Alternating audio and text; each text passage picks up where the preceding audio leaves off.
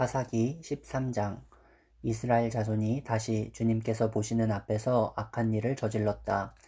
그래서 주님께서는 그들을 40년 동안 블레셋 사람들의 손에 넘겨주셨다. 그때에 소라 땅의 단 지파의 가족 가운데 마누아라는 사람이 있었는데 그의 아내는 임신할 수 없어서 자식을 낳지 못하였다. 주님의 천사가 그 여인에게 나타나 말하였다. 보아라, 네가 지금까지는 임신할 수 없어서 아이를 낳지 못하였으나 이제는 임신하여 아들을 낳게 될 것이다.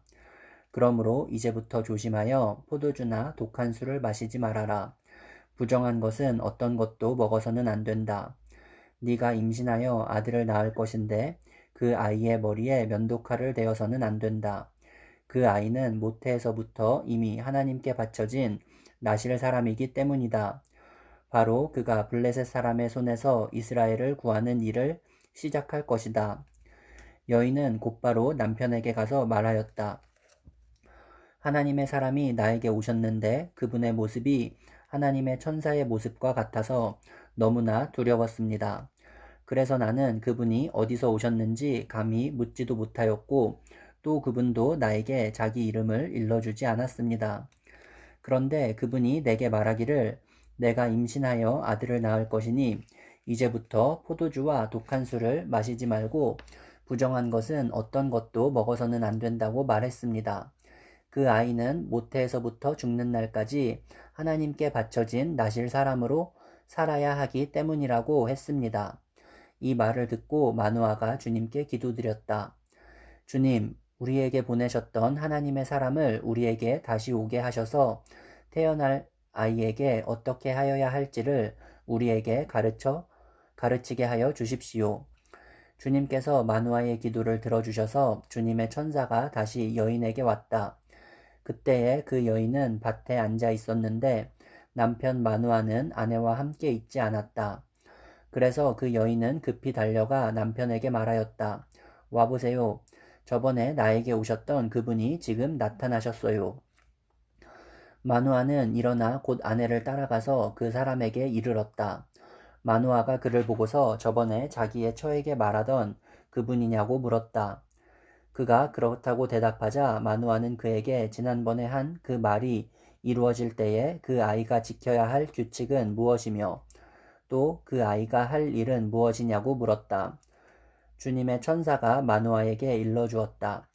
주님의 천사가 마누아의 아내에게 일러준 모든 것을 그 아이가 지켜야 하고 마누아의 아내는 포도나무에서 나는 것은 어떤 것도 먹어서는 안 되고 포도주와 독한 술을 마시지 않아야 하며 부정한 것은 어떤 것도 먹어서는 안 되고 주님의 천사가 마누아의 아내에게 명령한 모든 것을 마누아의 아내가 지켜야 한다고 말해 주었다. 그러자 마누아가 주님의 천사에게 새끼 염소를 한 마리 잡아 대접할 터이니 잠시 기다려달라고 하였다. 그러나 주님의 천사는 마누아에게 기다리라면 기다릴 수는 있으나 음식은 먹지 않겠다고 하면서 마누아가 번제를 준비한다면 그것은 마땅히 주님께 드려야 할 것이라고 말하였다. 마누아는 그가 주님의 천사라는 것을 전혀 알지 못하였다. 그래서 마누아가 또 주님의 천사에게 이름만이라도 알려주면 말한 바가 이루어질 때에 그에게 그 영광을 돌리고 싶다고 하였다. 그러나 주님의 천사는 어찌하여 그렇게 자기의 이름을 묻느냐고 나무라면서 자기의 이름은 비밀이라고 하였다. 마누아는 새끼 염소 한 마리와 곡식 예물을 가져다가 바위 위에서 주님께 드렸다. 주님께서는 마누아와 그의 아내가 보고 있는 데서 신기한 일을 일으키셨다. 제단에서 불길이 하늘로 치솟자 주님의 천사가 제단의 불길을 타고 하늘로 올라갔다. 마누아와 그의 아내는 이것을 보고 얼굴을 땅에 대고 엎드렸다. 주님의 천사가 마누아와 그의 아내에게 다시 나타나지 않자 그제야 마누아는 비로소 그가 주님의 천사인 줄 알았다. 마누아는 아내에게 말하였다. 우리가 하나님을 보았으니 우리는 틀림없이 죽을 것이요. 그러자 그의 아내가 그에게 말하였다. 만일 주님께서 우리를 죽이려 하셨다면 우리의 손에서 번제물과 곡식 예물을 받지 않으셨을 것이며 또 우리에게 이런 모든 일이 보이거나 이런 말씀을 하시지도 않으셨을 것입니다. 그 여인이 아들을 낳고서 이름을 삼손이라고 하였다. 그 아이는 주님께서 내리시는 복을 받으면서 잘 자랐다. 그가 소라와 에스다올 사이에 있는 마하네단에 있을 때에 주님의 영이 처음으로 그에게 내렸다. 14장 삼손이 딥나로 내려갔다가 딥나에 있는 어떤 블레셋 처녀를 보았다. 그가 돌아와서 자기 부모에게 말하였다. 내가 딥나에 내려갔다가 블레셋 처녀를 하나 보았습니다. 장가 들고 싶습니다. 주선해 주십시오. 그러자 그의 아버지와 어머니가 그를 타일렀다. 내 친척이나 내 백성의 딸들 가운데는 여자가 없느냐? 왜 너는 할례도 받지 않는 블레셋 사람을 아내로 맞으려고 하느냐? 그래도 삼손은 자기 아버지에게 말하였다. 꼭 그 여자를 색시로 데려와 주십시오. 그 여자는 첫눈에 내 맘에 쏙 들었습니다. 그의 부모는 주님께서 블레셋 사람을 치실 계기를 삼으려고 이 일을 하시는 줄을 알지 못하였다. 그때에 블레셋 사람이 이스라엘을 지배하고 있었다. 삼손이 부모와 함께 딥나로 내려가서 딥나에 있는 어떤 포도원에 이르렀다. 그런데 갑자기 어린 사자 한 마리가 으르렁거리며 그에게 달려들었다. 그때에 주님의 영이 삼손에게 세차게 내리 덮쳤으므로 손에 아무것도 가진 것 없이 그 사자를 염소 새끼 찢듯이 찢어 죽였다. 그러나 그는 이 일을 부모에게 말하지 않았다. 그는 그 여자에게로 내려가 그와 이야기를 나누었다. 삼손은 그 여자를 무척 좋아하였다. 얼마 뒤에 삼손은 그 여자를 아내로 맞으러 그곳으로 다시 가다가 길을 벗어나 자기가 죽인 사자가 있는 데로 보았더니 그 죽은 사자의 주검에 벌떼가 있고 꿀이 고여 있었다. 그는 손으로 꿀을 좀 떠다가 걸어가면서 먹고 부모에게도 가져다 주었으나 그 꿀이 사자의 주검에서 떠온 것이라고는 말하지 않았다. 그의 아버지는 사돈될 사람의 집으로 갔다. 삼손은 신랑들이 장가갈 때 하는 풍습을 따라서 거기에서 잔치를 베풀었다. 블레셋 사람들이 그를 보자 젊은이 30명을 데려다가 그와 한 자리에 앉게 하였다. 그때 삼손이 그들에게 한 제안을 하였다. 내가 여러분에게 수수께끼 하나 내려고 하는데 잔치가 계속되는 이래 동안에 알아맞히어 보십시오. 여러분이 알아맞히면 내가 모시옷 30벌과 겉옷 30벌을 내놓고 마치지 못하면 여러분이 나에게 모시옷 30벌과 겉옷 30벌을 주도록 하는 것이 어떻겠습니까? 그들이 말하였다.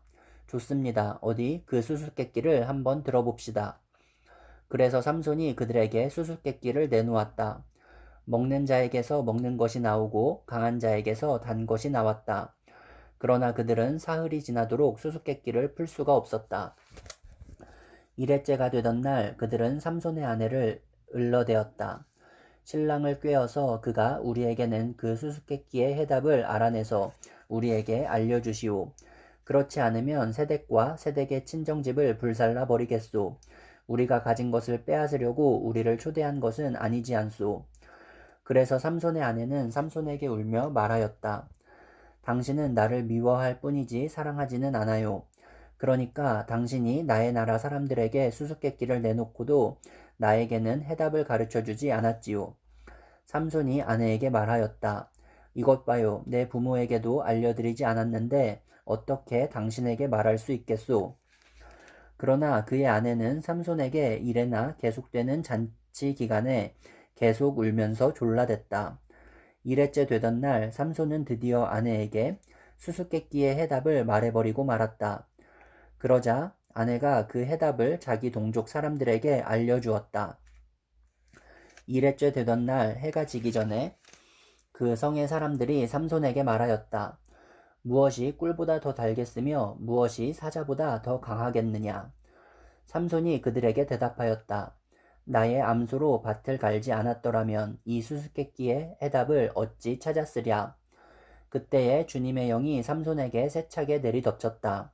삼손이 아스글론으로 내려가서 그곳 주민 30명을 죽이고 그들에게서 노략한 옷을 가져다가 수수께끼를 푼 사람들에게 주었다.